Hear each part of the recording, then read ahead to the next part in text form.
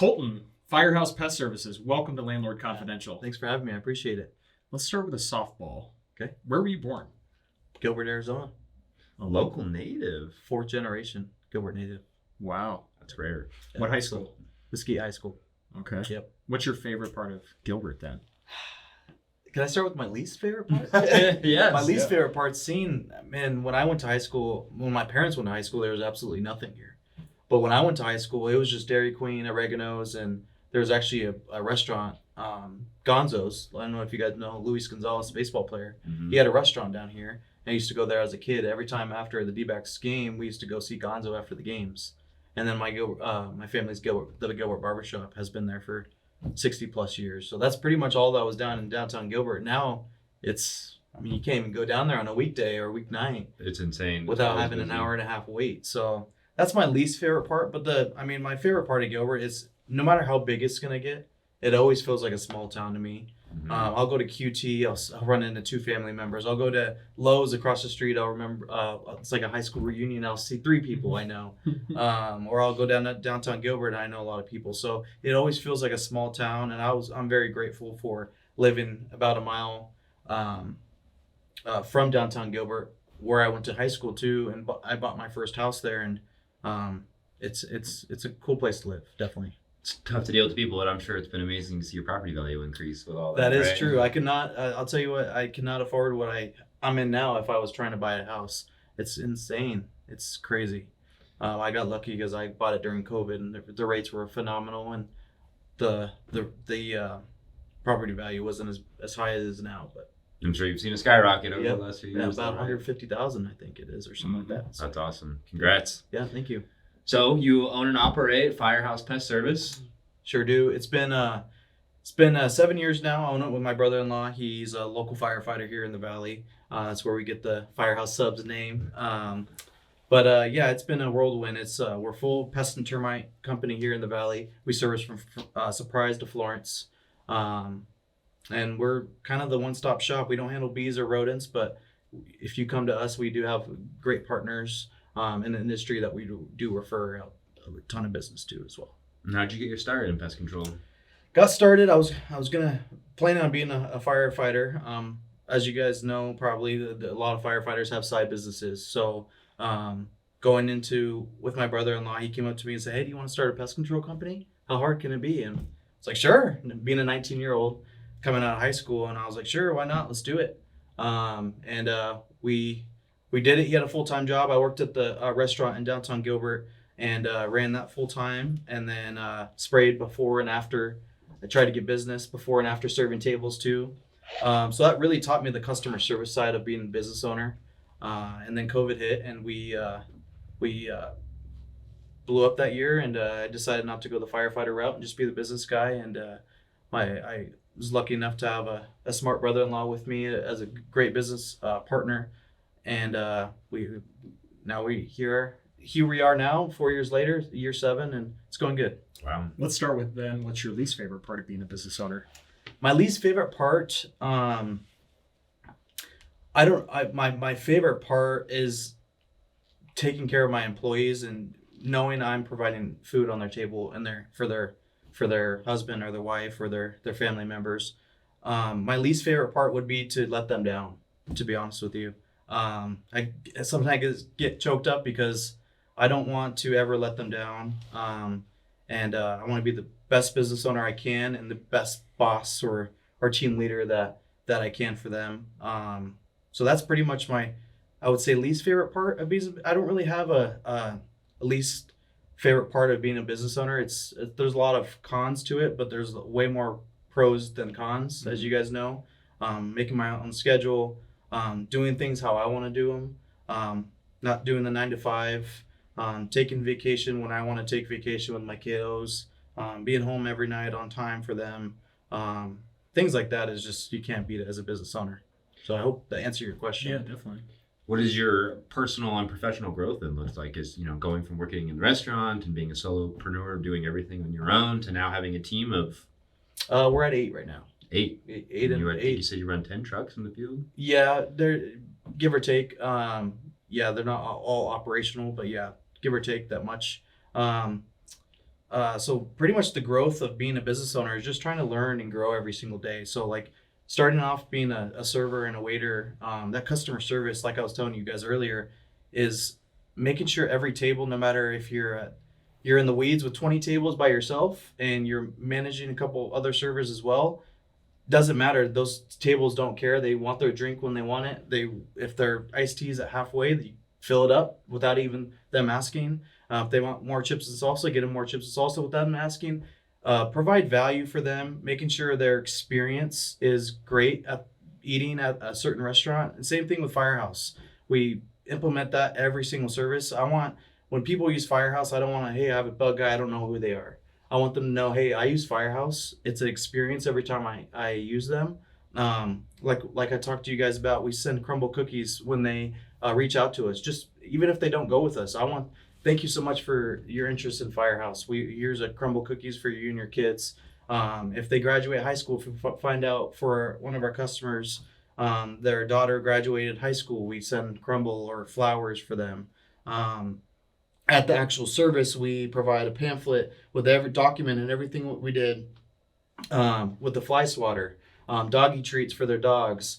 It's just I want it to be an experience every single time they use Firehouse, and I think that's why we built a good reputation and good testimonials across the valley to where like that's the standard every single time.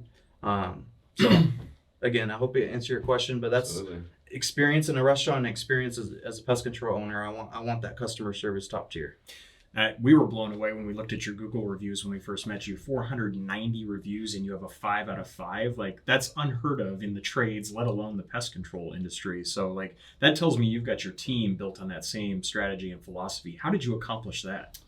It's really just it's easier said than done, as you guys probably know, getting everyone on the same page, but really incentivizing them incentivizing, making them performance driven. So they're making sure, again, every service is done the same way. Like I always use In-N-Out as an experience kind of thing. You know, when you go to In-N-Out, you're going to get the same service. You're going to, when they leave, my pleasure, or yes ma'am, every single time, yes sir. And the burger's done the same way, the fries are done the same way, and the drink's done the same way. There's only 5 options. Same thing with Firehouse. I just want to make it experience. It's easy.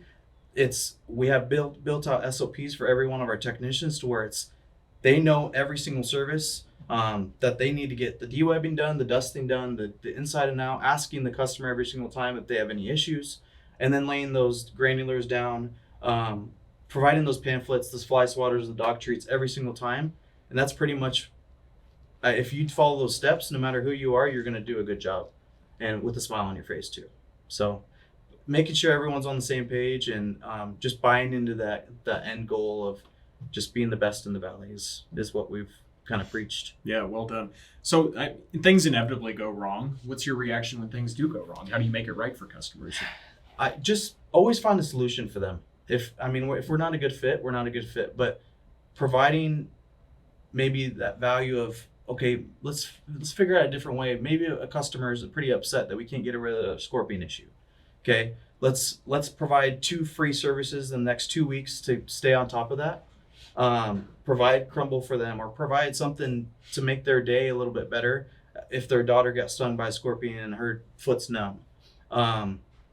But trying to find a solution before you just give up or just say, okay, we can't do anything about it or something like that. Customers appreciate that, as you guys know. If you find a solution or try to find a solution for them and give real effort, then that's all you could ask for as an owner. And then if you were not a good fit, we're just not a good fit, and then go off on our separate ways. But you bring up scorpions. Like that's obviously a big thing that we deal with here in Arizona. I've personally been stung once in my finger, swimming in my pool, picking up a drink from the side. I couldn't feel this thing for at least a week. It was crazy. Yeah.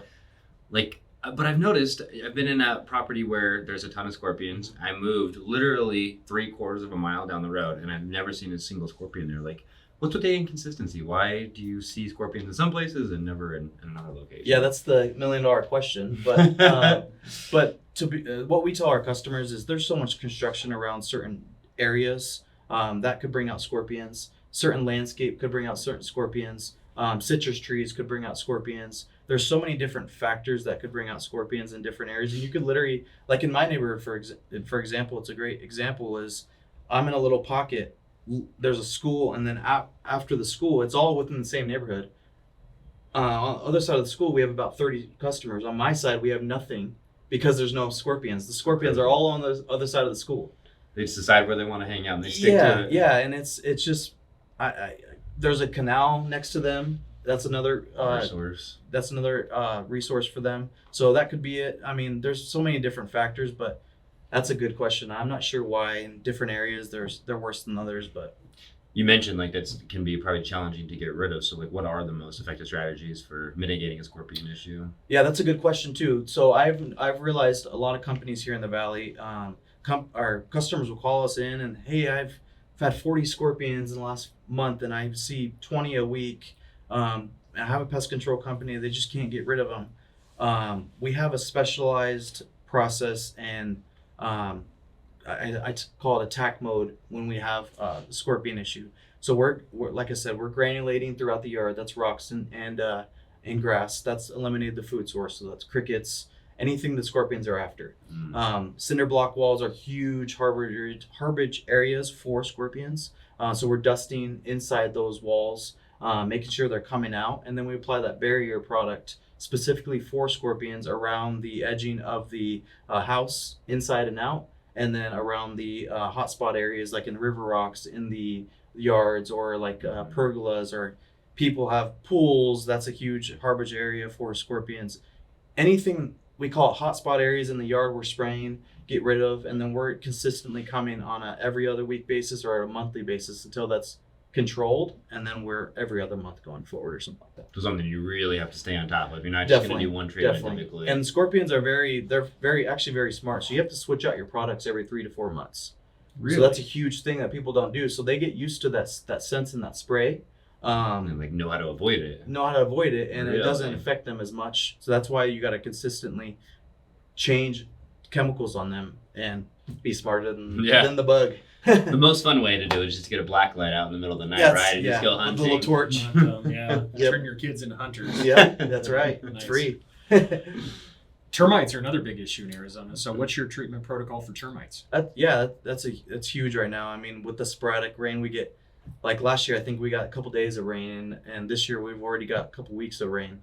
So what's going to bring out termites is moisture. So any rain, if there's a water leak on the side of the house, it's going to bring out termites. Subterranean termites are out here in all over the valley and under the ground. They say there's only 2 types of houses, right? Those that have termites and those that are going to get termites. That's the famous saying. But it's whether they're gonna attack your house at some point or another. So we have preventative options for termites. We put bait stations around the yard. That's great preventative options for termites to prevent them from not coming in. But if you could also use that if you already have an issue, and you could prevent them from creating new colonies as well.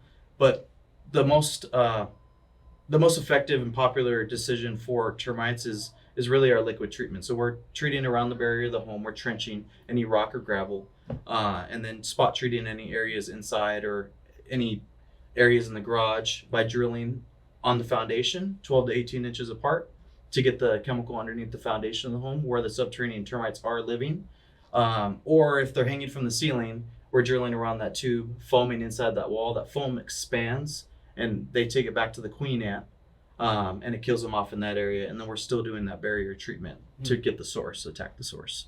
A lot of our clients are buying new construction. Is there anything that they can do prior to the purchase or prior to somebody moving in to prevent termites long term? No, if they are new construction, I would definitely recommend something like a Trelona bait station installation. So we're doing those Trelona bait stations around the perimeter of the home to prevent them from getting termites ever, because there's constantly, yes, they get the pre-treatments before they buy the home and all that, but to prevent their house from getting termites in the future, because those pre-treats only last 2 to 3 years. Yep. So those Trelona bait stations will prevent them from getting termites in the future, like I said. And with all the new construction always going on around them, I'm sure if they're in a new construction home, it's good to just be proactive than reactive.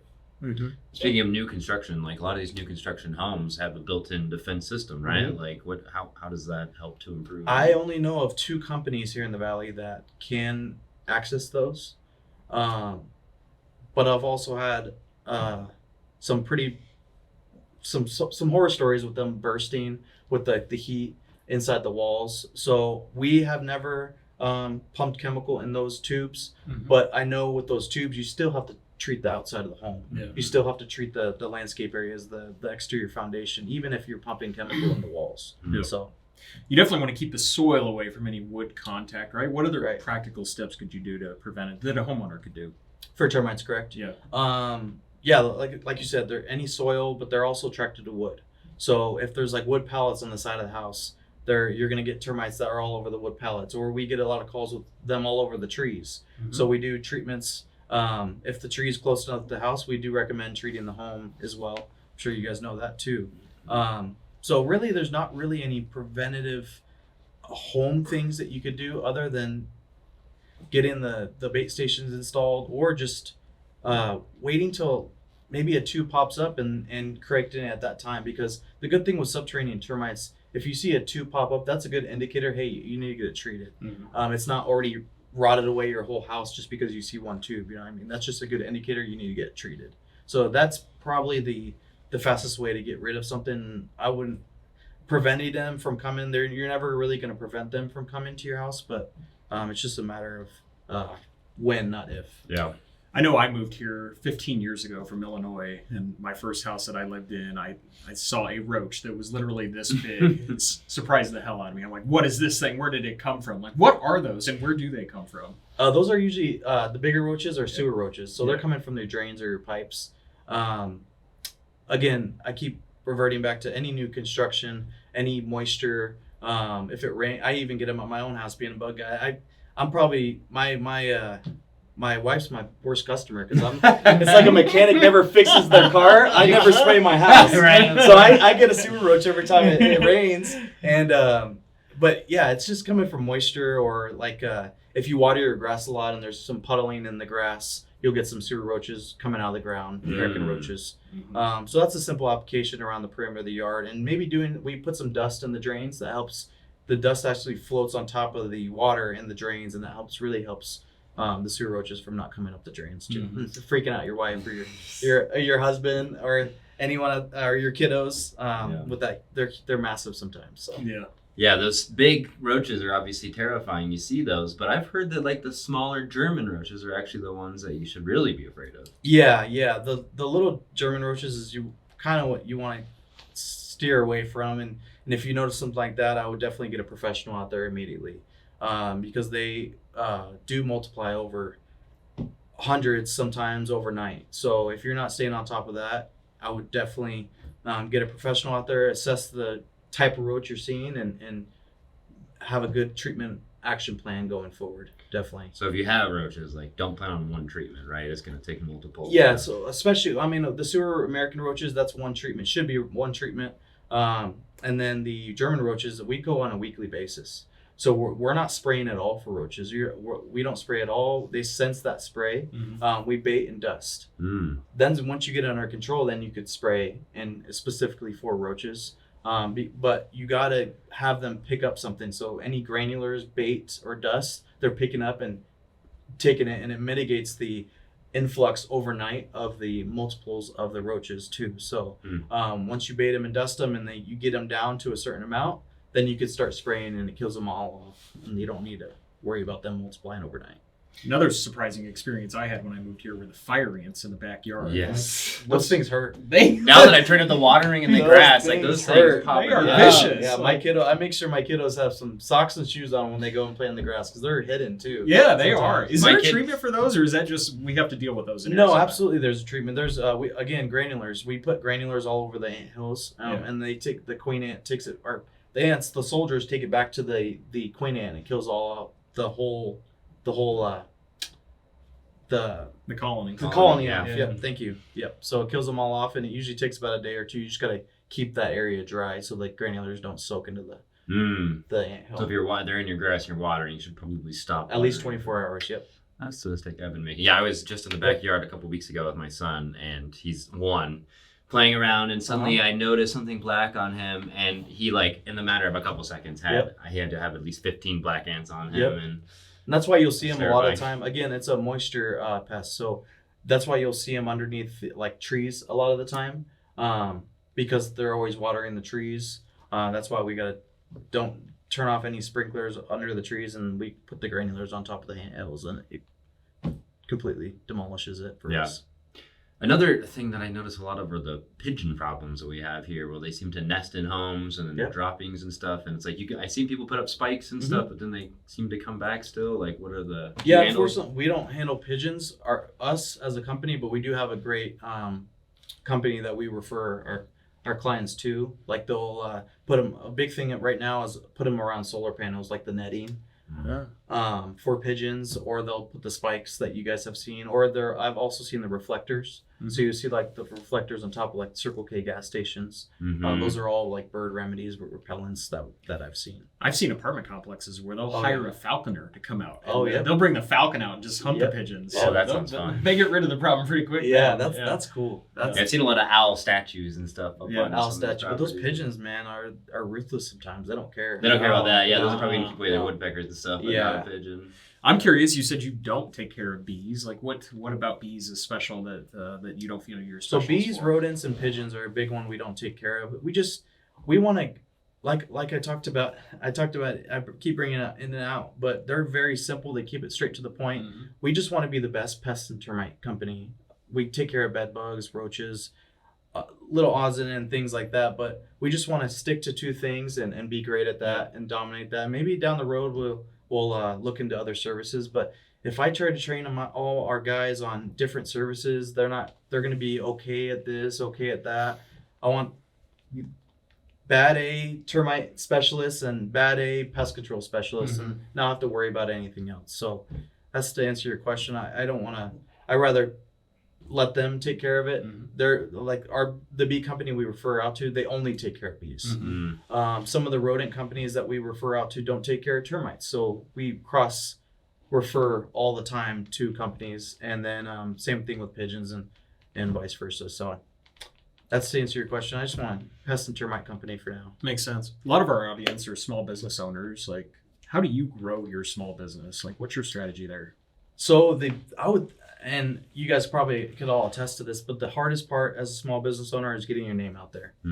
Why are you better? There's 4,000, I think, pest control companies here in Arizona. Why is Firehouse better than the other 999 companies?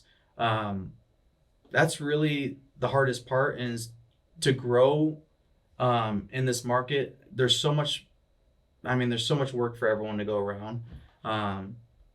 The biggest thing for growing a company is just keeping that, I keep saying it, but keeping that service the same way, treating your customers the right way, and they're all going to be your salespeople. So if you're taking care of your own, you would hope they would refer out to you and take care of you the same way you would take care of them too. So, that's the $1 million question again, is how to grow your company is, everyone finds different ways. There's Google, we're huge on social media. So find your niche and just run with it. That's best advice I would give to them.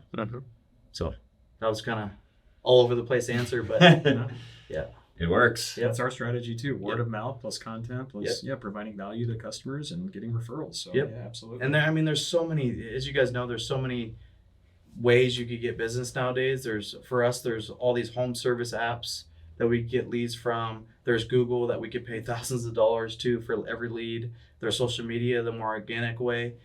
The biggest way is just find your niche, run with it, whether it's social media, and do it the best you can. If it doesn't work, then pivot. Yeah, leveraging those relationships, right? Like, that's how we came in contact. You were already partnered with another vendor that's in our office. You brought in lunch and dropped in some sweet treats. And like, okay, we can have a conversation if you're going to bring us lunch. Follow it up with some lunch and sit down, chat. And this is the best part of being a business owner. It's just, you guys, we're like-minded, so we deal with the same things. we're in completely different industries, but every business owner is the same. Yeah. Like, every industry is the same way. We just deal with different kind of issues on a daily basis, and relationships are key, I feel like. Yeah, 100%. Like, we're obviously running a property management company, and we always say, like, we are only as good as the vendors that we partner with, because you know, at the end of the day, you guys make us look great or you make us look really bad. So Right. it's like we have to ensure that we're only partnered with the best possible vendors that are going to give our clients the best service, right? Absolutely. We want to make sure that our residents are happy, having a great experience in the home, which you can help provide. And then that translates into them staying longer in the home and the landlord being happy to have somebody in the home long term, right? Yeah.